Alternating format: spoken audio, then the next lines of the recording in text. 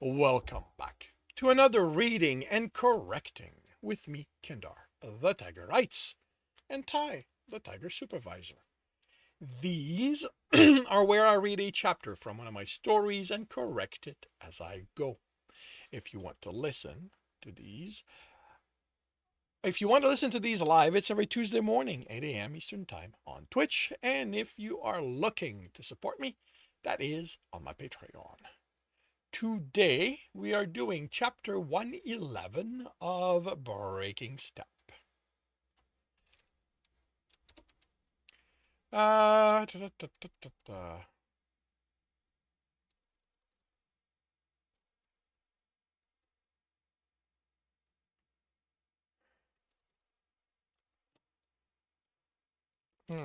So yeah, I had started before.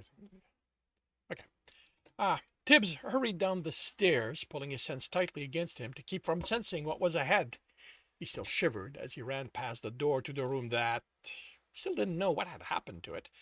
And unless things had changed, neither did Stowe.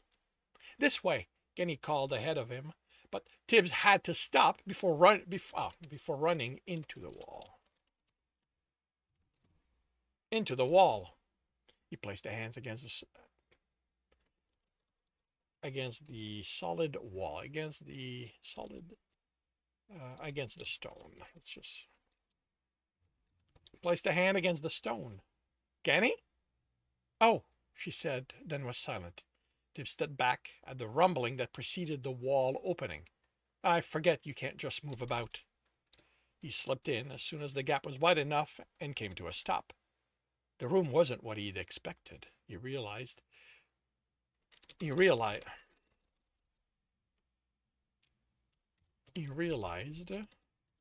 as he looked at the uneven wall broken by them talon raking through them, shattering the crystalline roots that ran.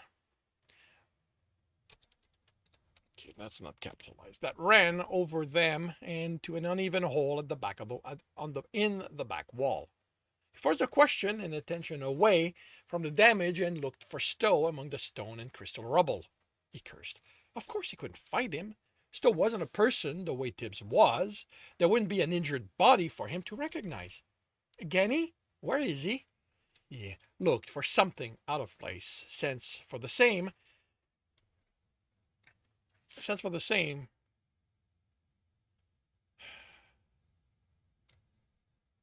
Okay.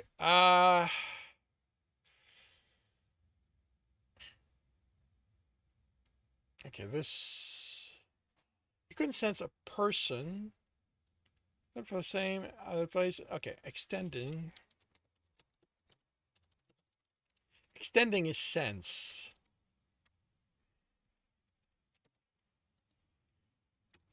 He, he couldn't sense a person. He couldn't sense a person.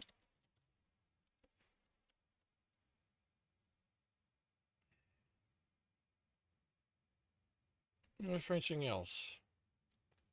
All right. This.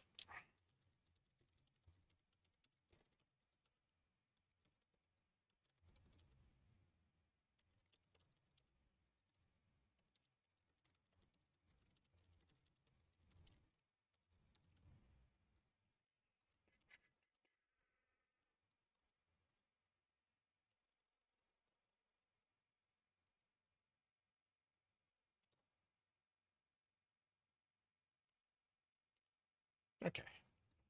Me as. All right, that flow is better. Genny, where is he?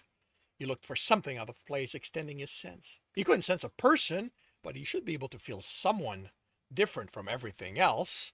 Only the miasma was so dense here, all Tibbs got from the attempt was a headache.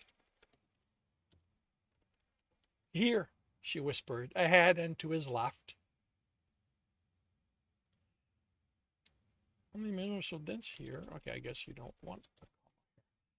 She whispered ahead and to his left as he gave up on sensing. Under here, she said, when Tibbs stood before a pile of rubble. He carefully moved the stone and crystal chunks out until he crouched next to. next to another crystal. Or at least it was the best approximation his mind came up with. Stowe was the size of Tibbs's palms side by side, ovoid but with the cracked surface faceted, like precious gems, so the light broke apart as it shone through it. He was translucent, like milk mixed with water and streaked with colors that pulsed faintly. Elements, he realized. Stowe was a gem with all the elements coursing through him. What had Bardic said? The core of a dungeon was what he had to destroy, so the dungeon would die? Stowe was that core. And Tibbs was watching him die. Those cracks had to result from what the them had done to him. What do I do? He asked, his voice catching in his throat. I don't know. And he sounded about to cry. Tibbs, I don't know what to do to help. I don't know what to do to help him. This isn't something I've ever been told could happen. What did you do when Bardic hurt him?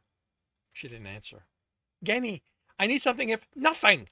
I didn't know what to do then either. What that person did with throwing the corruption around hurt Stowe in a different way. It all hurt and was being consumed. Stowe's the entire dungeon, Tibbs. Hurting any of that hurts Stowe. But they went for the core of who Stowe is. They ripped the connection out before that jagged hole with that jagged hole all the roots went to. It was what they'd ripped Stowe out of where he belonged. As carefully as he could, Tibbs picked up his friend, surprised at how light he was. He was no heavier than the gem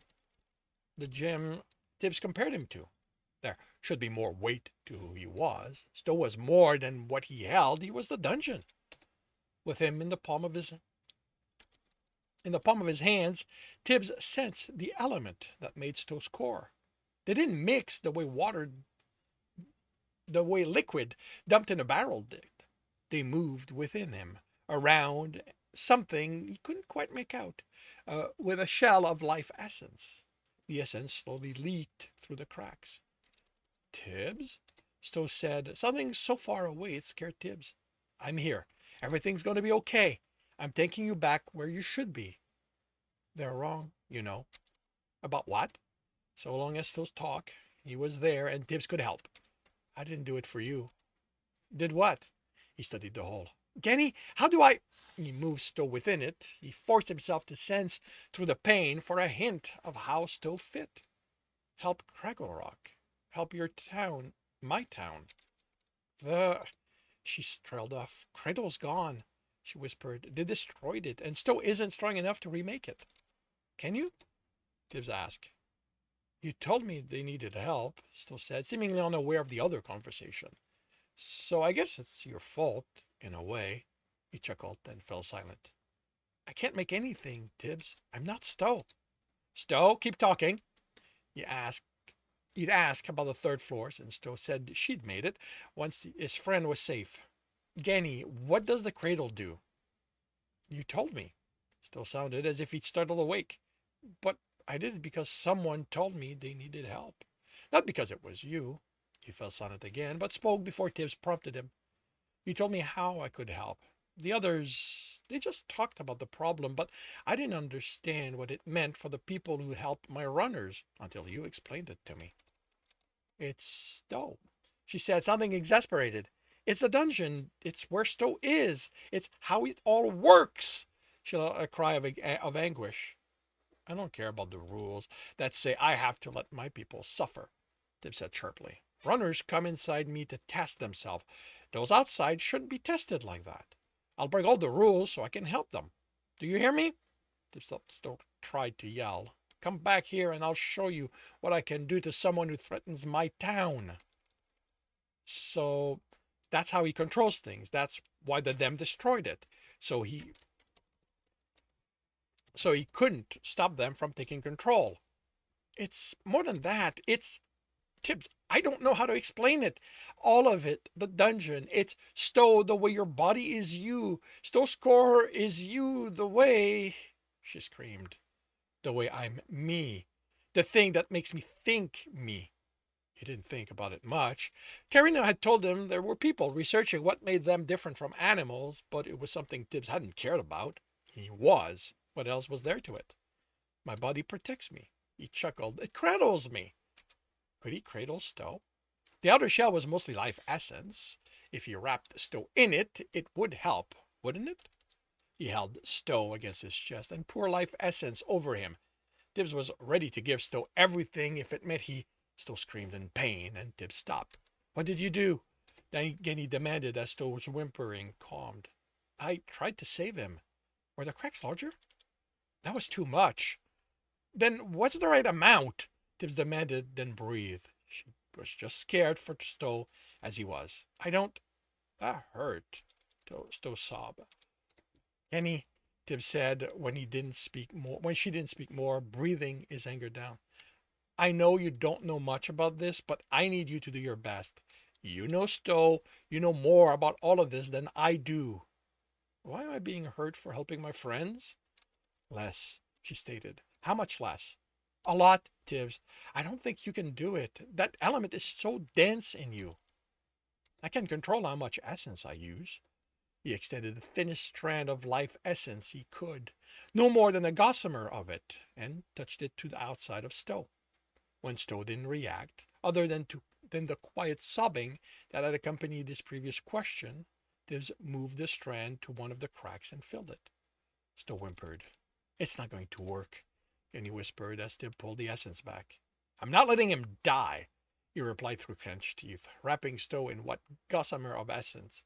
In that gossamer of essence. At least, that kept Stowe's essence from leaking out. I don't know if you'll be able to do this until Stowe has healed. Tib snorted. I don't have to stop. I have so much essence I can do this until I die. When is that going to be? Don't you have to eat? Purity will take care of that. I don't think that's how it works. But won't you have to stop what you're doing to suffuse yourself? What do you want from me, Ganny? He yelled. I'm doing the best I can. I don't know everything. I'll use my bracers when I have to switch. He could do that without much of an interruption. It'd be fine. It had to be. I don't know if it's going to be enough, Tibs. I think what you're doing is helping, but Tibs, I don't think you understand how long this is going to take. Stowe doesn't live the way people do. Time is. Tibs chuckled. I know. Tibs doesn't get the concept. It goes deeper than that. Dungeons exist for periods of time even I can't imagine. If they lived with time the way people did, they would go mad. There's just too much of it. What do you want me to do, Ganny? He asked softly, scared of her answer. I don't know. This, but so you aren't going to die doing it. This. He chuckled at the absurdity of what she wanted. He was weaving strands of life essence, and so thin he couldn't perceive them within the dense miasma of the room. He doubted he'd be able to sense it he doubted he'd be able to sense much more of them outside of it, or even out of the dungeon. A moment of distraction within a crowd, and he'd lose track of it among that of the people around. His head snapped up, looking at where Ganny's voice came from as the realization hit. What? She asked, alarmed. Can I take him out of this room, Ganny? What he had wrapped around Stowe was no more than what flowed through the townsfolk. I think I know how to save him. But it wasn't only people who had such thin essence. Her answer was filled with hesitation. Yes, Tibs ran. Tibs? And he called again. What are you going to do? And again he ignored her, clutching Stowe against his chest and trying not to jostle him. He saw Serba in the distance, still lying on the ground, her dogs around her. One raised its head, then was on its feet before her. The other joined it. That could be a problem. He was without Jerky. Serba turned her head, then let out a whistle that caused the dogs to sit. But they kept watching him as he reached her. Did you save him? She asked tiredly. It's still in progress. Her essence was faint, and now he was sure the pieces of the them in there were larger, but he couldn't sense it diminishing, so he had time. I need one of your dogs. How is he going to do this? Why? She demanded, and the dogs growled in response to the tone of her voice. Good, Genny said in exasperation. How about you explain your plan to her, since you aren't explaining it to me? The them bro Stoke's body. Don't think too much about it, he added as her eyes dropped to what he had to what had to look like the largest gem she'd ever seen. The words are never right when talking about this stuff. It's like the element never meant for us to talk about it, he said, annoyed. So we have to use the best one we can think of. But this is his body, just like the dungeon is his body too, just differently. Don't think about it, he said as she opened her mouth. Because it's broken, the essence that makes him are leaking out. I tried to help him, but I have too much life essence, and it's like he cursed. Words. Why weren't there any easy words to explain this with? Like when you move your hand close to the fire, Serba said. The comforting heat becomes too much and it burns you. Yes! So Stowe needs something so soft I can't do it for the kind of time he needs to heal. But people and dogs barely have any, and that's exactly what Stowe needs right now.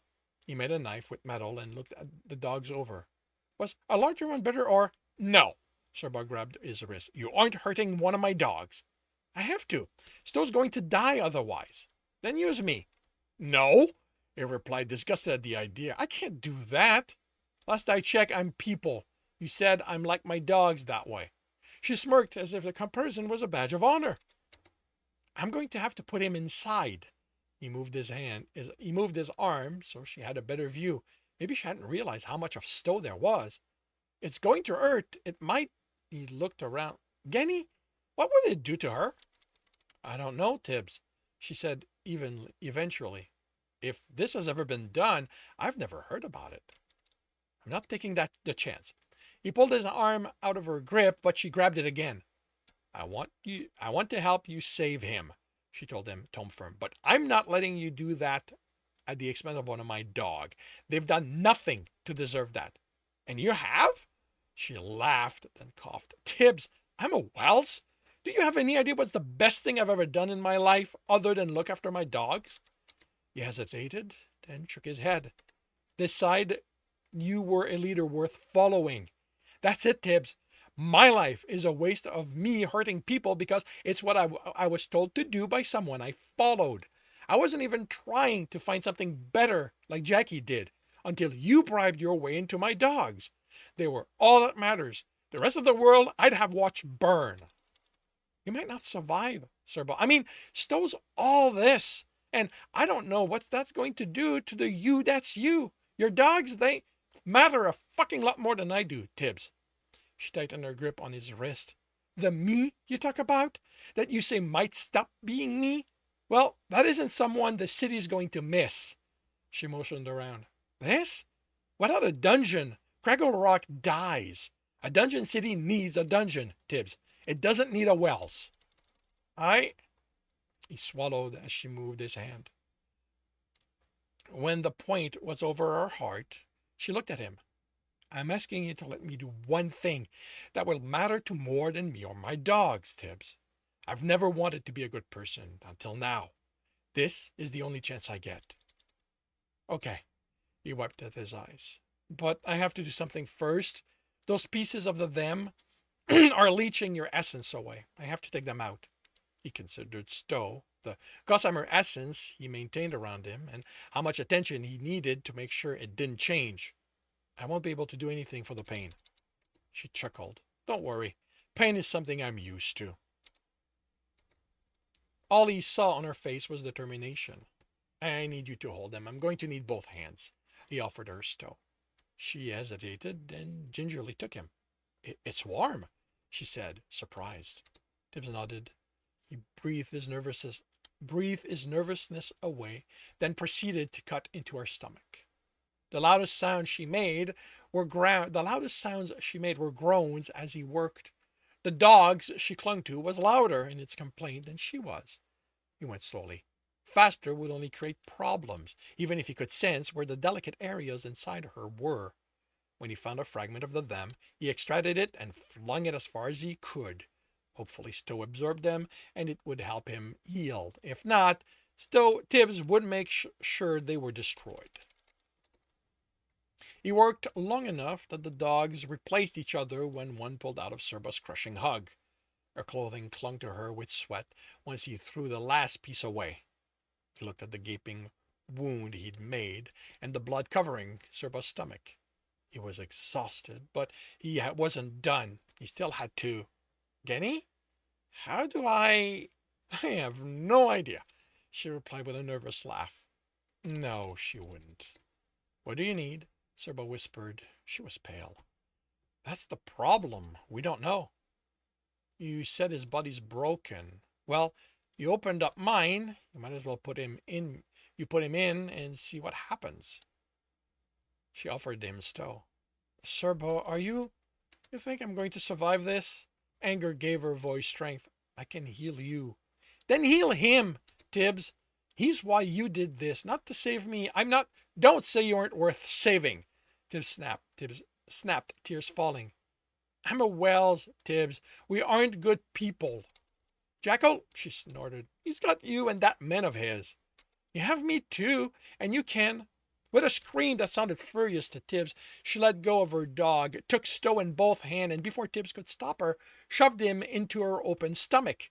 There, she said, falling back. You don't have to worry about it anymore. She panted, chuckled, and arched her back and screamed again, her voice filled with pain this time. Ganny? He tried to hold her down as she trashed and through the contact sense essence spreading out of Stowe and into her, all the colors. Heal her, Genny yelled, before the core is pushed out. Tibs wove purity and applied it to the wound, moving a hand over it to keep to keep Stowe from coming out. Serba didn't make it easy on him, as if she suddenly had more strength than and was trying to escape him. The dogs whined, one licked her face. A spasm sent her knee in his face, and he ignored his bleeding nose as he hurried back to hold Stowe in. But there was no trace of the injury under the blood. As he healed himself, Serba stilled. She breathed, and essence moved within her, so she was still alive. Did it work? It did, Tibs sense it as Genny finished. Something. He was up and away from Serba as essence in the ground rushed toward her. He called the dogs to him, but they clung to her unmoving body. He felt bad for not being as brave as they were, but unlike them, he knew something was about to happen, even if he had no idea what it was. The essence flooded into Serba more than a person should be able to stand, more than Tibs expected he could survive. It was so dense, the only word that came close to fitting was solid. It moved in her and around Stowe. When they still, none of the colors tainted her now much denser life essence, the way corruption had done with him. Done with him. They wove around all the channels, filling any space that wasn't occupied by life essence. Tibs! Jekyll called, and he spun to watch his friend running, panting hard. Abyss! There you are! You have to hide. They're coming for you. He stopped and put his hand on his knees. Before Tibs could ask what Jackal was talking about, Serba sat up with a gasp, and Jackal startled. Serba? He demanded, taking a step back on noticing the dogs. Stowe? Tibs asked. She looked at him with eyes filled with a myriad of colors, then at Jackal. Yes, she said, then seemed surprised by the word. And that concludes chapter 111 of Breaking Step. If you are enjoying this, please leave a like. If you want to know when the next chapter is going to be up, subscribe and hit the bell. If you want to read the story, it is up on Royal Road along with the other books and for free. If you want to read ahead of Royal Road and support me in the process, that is on my Patreon. And if you want to listen to these live, it's every Tuesday morning, 8 a.m. Eastern Time on Twitch. The links are in the notes, and with that, I shall wish you a good day.